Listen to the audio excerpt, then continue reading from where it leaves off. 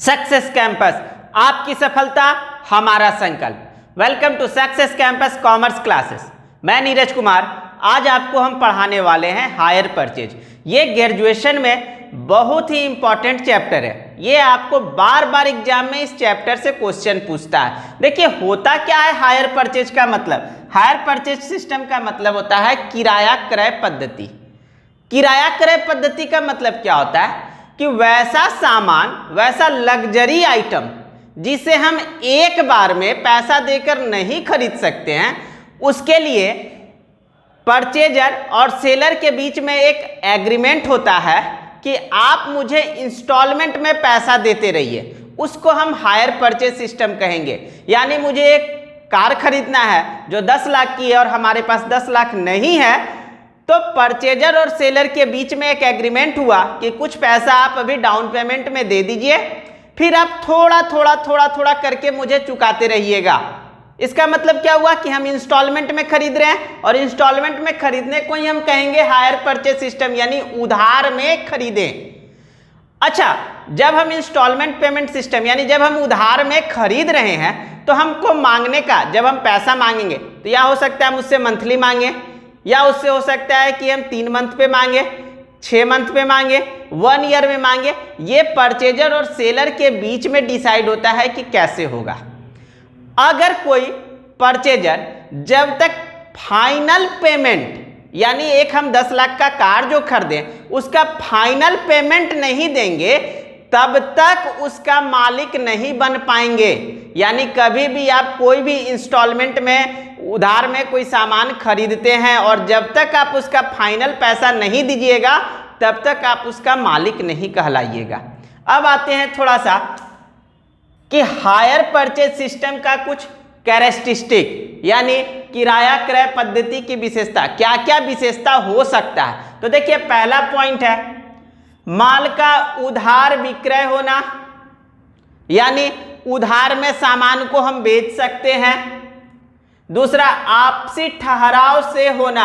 आपसी ठहराव मतलब परचेजर और सेलर ये दोनों के बीच में, यानी क्रेता और विक्रेता के बीच में एक ठहराव हुआ। ठहराव का मतलब कॉन्ट्रैक्ट हो गया कि आप हमको इस टाइम पे पैसा दीजिएगा, आप टीवी ले जाइए, 50,000 का टीवी है, आप हमको 2-2 हजार करके पर मंथ दे दीजिएगा।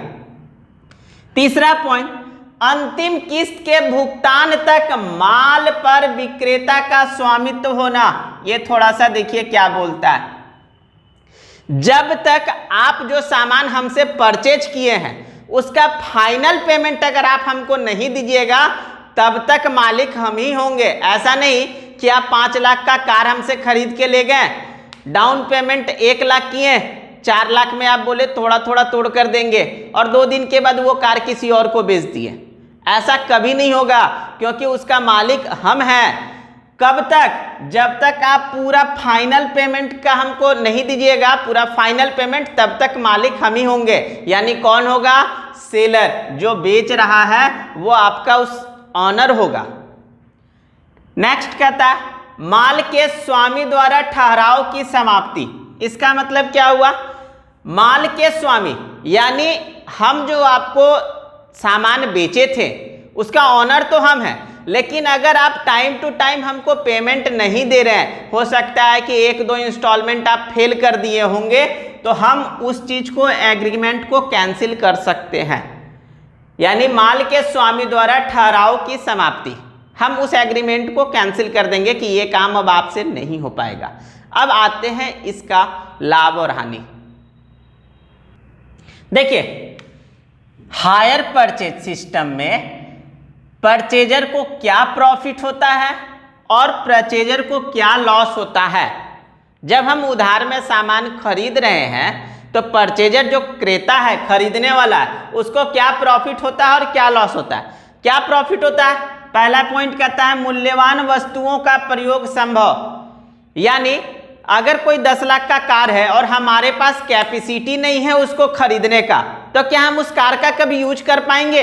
कभी नहीं कर पाएंगे। लेकिन हायर परचेज सिस्टम के हिसाब से, यानी इसके अनुसार, हम कितनी भी महंगी से महंगी वस्तु को परचेज कर सकते हैं। मूल्यवान वस्तुओं का प्रयोग एकदम संभव है। क्यों? क्योंकि हमको थोड़ा थोड़ा करके पैसा देना, बार बार देने की तो जरूरत नहीं है। दूसरा पॉइंट कहता है मितव्ययिता का भावना होना।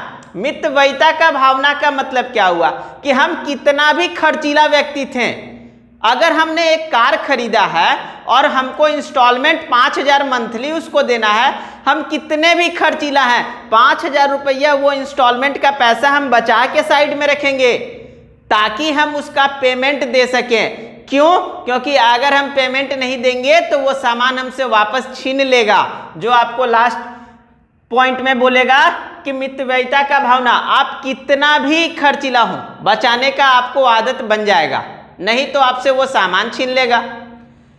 नेक्स्ट, भुगतान में सरलता। हम आराम से थोड़ा थोड़ा करके पेमेंट कर सकते हैं। ये आपका हुआ परचेजर का प्रॉफिट। परचेजर को लॉस कहां कहां होगा? देखिए परचेजर को कहां कहां लॉस होगा। पहला कहता है अधिक मूल्य दिया जाना। अगर हम 5 लाख की कार है, अगर हम कैश प्राइस में खरीदते तो हम 5 लाख में खरीदते हैं, लेकिन हायर परचेज सिस्टम के हिसाब से जब हम उधार में खरीदेंगे तो हमको इसका इंटरेस्ट वगैरह भी तो चुकाना होगा। तो 5 लाख की कार कितने में हो जाएगी? 5,50,000। क्या हुआ? अधिक मूल्य दिया जाना, मेरे लिए तो ज्यादा देना पड़ रहा है, मेरे लिए लॉस है। दूसरा, वस्तुओं को छीन जाने का डर। अगर कभी ऐसा परिस्थिति आ गया जिस कारण से हम उसका इंस्टॉलमेंट का पेमेंट नहीं कर पा रहे हैं, तो हमको क्या करेगा? कंपनी नोटिस देगा 1 बार 2 बार 3 बार। अगर हम पेमेंट देने में असमर्थ हैं तो क्या करेगा कि वो हमारा सामान को छीन कर लेकर चला जाएगा, पैसा भी गया, सामान भी हमारे पास से चला जाएगा। नेक्स्ट पॉइंट कहता है वस्तु को बेचने या गिरवी रखने का अधिकार न होना। यानी हम अगर कार खरीद के लाए हैं उधार में, हम तब तक उसका मालिक नहीं कहलाएंगे जब तक हम उसका फाइनल पेमेंट नहीं दे सकते। जब तक हम फाइनल पेमेंट नहीं देंगे तब तक ऑनर जो होगा वो कंपनी वाला होगा, या जो बैंक से हम फाइनेंस करवा के खरीदे हैं, तो हम तो उसको न बेच सकेंगे क्योंकि हम उसका ऑनर नहीं है। हम कहीं गिरवी भी नहीं रख सकते हैं। क्यों? क्योंकि ऑनर में मेरा नाम ही नहीं है। क्लियर है? अब इसका जर्नल एंट्री कैसे होगा वो हम बताएंगे। देखिए, जब हायर परचेज सिस्टम के हिसाब से एसेट्स को बेचा जाता है तो हायर परचेजर के बुक में भी एंट्री होता है जर्नल एंट्री, और सेलर के बुक में भी एंट्री होता है। यानी जो सामान खरीदता है उसके बुक में क्या जर्नल एंट्री होगा, जो सामान बेचा उसके बुक में क्या जर्नल एंट्री होगा। अभी हम आपको बताएंगे journal entry in the books of hire purchaser. जिसने सामान हायर परचेज उधार में खरीदा उसके बुक में क्या जर्नल एंट्री होगा। देखिए कैसे होता है। मान लिए ये आपका सामान है, ये कार है, कार आपने 5 लाख रुपये का दाम है, इसका कितना दाम है? 5 लाख। जब आप इसको हायर परचेज सिस्टम के हिसाब से खरीद रहे हैं, उधार में खरीदिएगा तो क्या क्या जर्नल एंट्री होगा। देखिए सबसे पहला तो आप एसेट्स को परचेज कीजिएगा। एसेट्स को आप क्या कीजिएगा? परचेज कीजिएगा। दम नॉर्मली जो आप सामान उधार में खरीदते हैं, दम नॉर्मली जिंदगी में क्या करते हैं वो आप देखिए। जब आप कोई सामान उधार में खरीदने जा रहे हैं तो सबसे पहले हम परचेज करेंगे। परचेज करते वक्त दूसरा नंबर में हम कुछ डाउन पेमेंट कर देंगे। यानी जब हम सामान खरीद रहे हैं तो उसी समय कुछ पेमेंट दे दिए। पेमेंट देने के बाद क्या होगा? जब पूरा साल लगेगा तो वो आपसे इंटरेस्ट भी चार्ज करेगा, और इंटरेस्ट चार्ज करने के बाद वो आपका इंस्टॉलमेंट एक फिक्स कर देगा।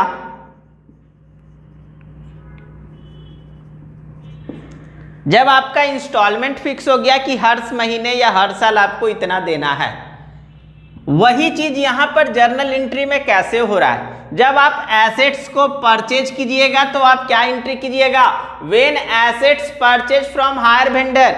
आप क्या एंट्री कीजिएगा? जब आप उधार में सामान खरीदिएगा तो देखिए, जब आप उधार में सामान खरीदिएगा तो पहला एंट्री क्या होगा? When assets purchase from hire vendor. जब आप उधार में सामान खरीदिएगा तो क्या होगा? आपके पास ये सामान खरीदे, सामान आया, जो आता है डेबिट, देगा कौन? देने वाला क्रेडिट। क्या एंट्री होगा? Assets account debit to hire vendor. Being narration क्या होगा? Being assets purchase from hire vendor under hire purchase system. हमने उधार में सामान खरीदा किस नियम के अनुसार? हायर परचेज सिस्टम के अनुसार। आपने सामान खरीद लिया, सामान खरीदते वक्त कुछ डाउन पेमेंट भी आप किए होंगे। क्या बोलता है? When down payment made on this time of agreement, जब आप एग्रीमेंट पे साइन कर रहे थे तो कुछ डाउन पेमेंट दिए होंगे। डाउन पेमेंट जब आप दिए होंगे तो आपके पास पैसा आएगा या जाएगा? जाएगा। जो जाता है क्रेडिट। पैसा पाने वाला कौन है? जो आपको उधार में सामान दे रहा था, यानी hire vendor account debit to cash account या बैंक अकाउंट। आप जिससे लिख सकते हैं, आप जैसे पेमेंट किए होंगे, कैश में दिए होंगे या बैंक से ट्रांसफर आप किए होंगे तो वो। When interest payable to the higher vendor, जब आप इंटरेस्ट चुकाएंगे, अभी पेबल है, देखिए पेबल है, पेड का मतलब होता है चुका दिए और पेबल का मतलब चुकाएंगे बाद में। जब आप इंटरेस्ट चुकाइएगा तो इंटरेस्ट आपके लिए प्रॉफिट है या लॉस है? लॉस है। लॉस है तो इंटरेस्ट डेबिट होगा, interest account debit to hire vendor account. Clear? फिर उसके बाद जब इंस्टॉलमेंट आप पेड कीजिएगा तो देखिए इंस्टॉलमेंट पेड कीजिएगा तो क्या एंट्री होगा?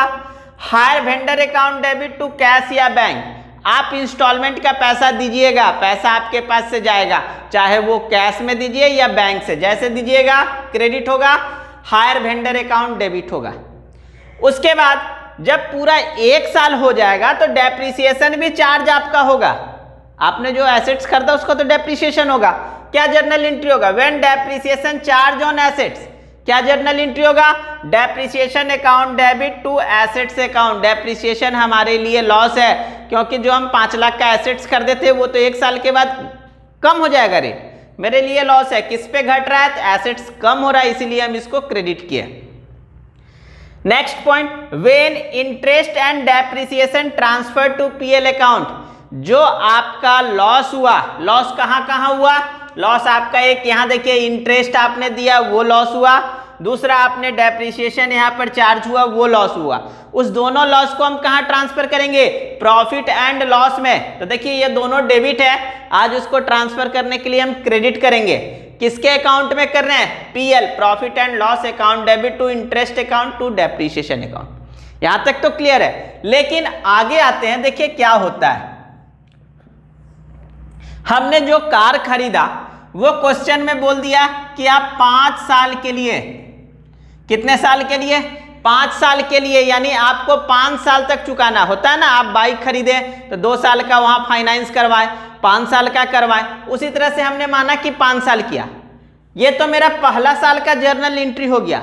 दूसरे साल जर्नल एंट्री हम क्या करेंगे? Second year entry. Second year जब हम दूसरे साल जर्नल एंट्री क्या करेंगे? देखिए तो क्या हम दूसरे साल फिर से संपत्ति को परचेज करेंगे? पहला नंबर एंट्री होगा क्या? नहीं। जब हम संपत्ति एसेट्स खरीदेंगे ही नहीं तो क्या हम डाउन पेमेंट देंगे? तो दूसरा नंबर भी एंट्री नहीं होगा, क्योंकि हम इसी को 5 साल के लिए ना फाइनेंस किए हैं। उसके बाद तीसरा कहता है कि इंटरेस्ट हम क्या देंगे? तो एकदम इंटरेस्ट तो आप जब तक पूरा पेमेंट नहीं चुकाइएगा तब तक इंटरेस्ट देना है।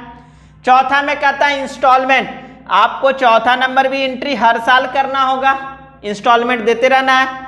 5वां नंबर डेप्रिसिएशन, ये भी आपका होगा।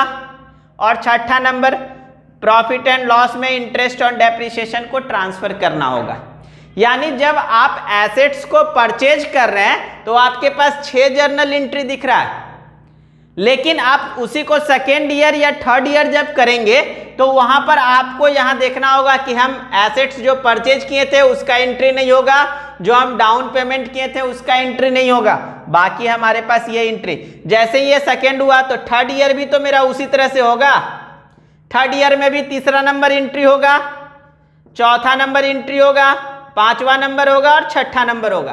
क्यों? क्योंकि तीसरा नंबर में इंटरेस्ट मेरा तीसरे साल भी लगेगा, इंस्टॉलमेंट पेड हम तीसरे साल भी करेंगे, डेप्रिसिएशन चार्ज तीसरे साल भी होगा और डेप्रिसिएशन को पीएल में ट्रांसफर भी हम तीसरे साल करेंगे। ये तो हुआ journal entry in the books of hire purchaser का। आते हैं सेलर का, जिसने बेचा वो क्या एंट्री करेगा। देखिए अभी आपको हम बताने वाले हैं journal entry in the books of higher vendor. Higher vendor के बुक में क्या क्या एंट्री होता है। अगर आप हमारे चैनल पे नए हैं तो सबसे पहले सब्सक्राइब करें, बेल आइकन पर क्लिक करें ताकि नए नए नोटिफिकेशन और नए नए जो हम वीडियो डाल दें वो आप तक पहुंच सके। और हमारे वीडियो को लाइक शेयर और कमेंट जरूर करें। कमेंट में आप क्या करें, कमेंट में आपको जो भी कॉमर्स में डाउट हो आप वो हमसे पूछ सकते हैं। एनी क्लासेस, इंटर से लेकर पूरे पीएचडी तक, कहीं भी आपको किसी भी टॉपिक में डाउट है तो आप हमारे वीडियो में पूछ सकते हैं कमेंट करके। अभी आपको हमने हायर परचेजर के बुक में जो जर्नल एंट्री बताया था दम सेम उसी प्रकार से हायर वेंडर के बुक में एंट्री होगा। हायर परचेजर के बुक में जो एंट्री हुआ था जस्ट उसका अपोजिट हायर वेंडर के बुक में एंट्री होगा। क्या एंट्री होगा, देखिए जब हायर परचेजर में आप एंट्री कर रहे थे तो वहां आप एसेट्स को परचेज कर रहे थे। हायर वेंडर क्या कर रहा होगा, दुकान वाला सामान बेच रहा होगा। When assets is sold to hire purchaser, जब वो सामान को बेच रहा है तो क्या एंट्री होगा, hire purchase account debit to assets account. उसी तरह से जब आप डाउन पेमेंट किए थे उस समय तो आज हायर वेंडर के पास क्या होगा, डाउन पेमेंट का पैसा रिसीव होगा। क्या एंट्री होगा, when down payment received at the time of agreement, cash या bank account debit to hire purchaser account. उसके बाद when interest receivable from the higher purchaser, क्या एंट्री होगा, hire purchaser account debit to interest account.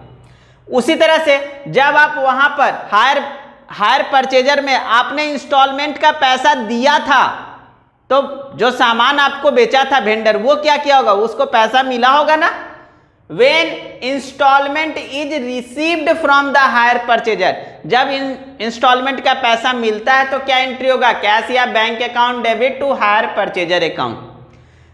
उसके बाद when interest is transferred to P&L account, profit and loss account, interest account debit to P&L account. देखिए depreciation जो है higher vendor के book में नहीं होता है। आपने सामान खरीदा ना, परचेजर ने सामान खरीदा तो परचेजर का एसेट्स कम हो रहा है, उससे हमको क्या मतलब है। हमने एक 5 लाख का कार बेच दिया, आप खरीदे, आपका वैल्यू डेप्रिशिएट हो रहा है तो उसमें आप एंट्री कीजिएगा। हम क्यों एंट्री करेंगे, हम तो सामान बेचे, मेरा काम खत्म हो गया। ये होने के बाद ये तो हुआ 1 साल। अगर हम 5 साल के लिए किए हुए थे 5 ईयर के लिए तो सेकेंड ईयर क्या एंट्री होगा, सेकेंड ईयर आपका क्या एंट्री होगा, क्या आप फिर से उसी सामान को बेचेंगे, पहला एंट्री नहीं। क्या आप जब सामान ही नहीं बेच रहे हैं तो क्या डाउन पेमेंट होगा, क्या नहीं होगा। इंटरेस्ट का तो पैसा आपको मिलेगा ही, इंस्टॉलमेंट का भी पैसा आपको मिलेगा और आप इंटरेस्ट को ट्रांसफर कीजिएगा P&L, profit and loss account में। यानी अब आपको जितने ईयर के लिए बोलेगा उतने बार ये 3 एंट्री होगा, आगे का ये 2 एंट्री नहीं होगा। नेक्स्ट वीडियो में हम आपको जितने हायर परचेज के क्वेश्चन होते हैं, जितने टाइप के होते हैं, सारे टाइप्स को हम आपको बताएंगे, तो हमारे साथ बने रहिएगा। Thank you.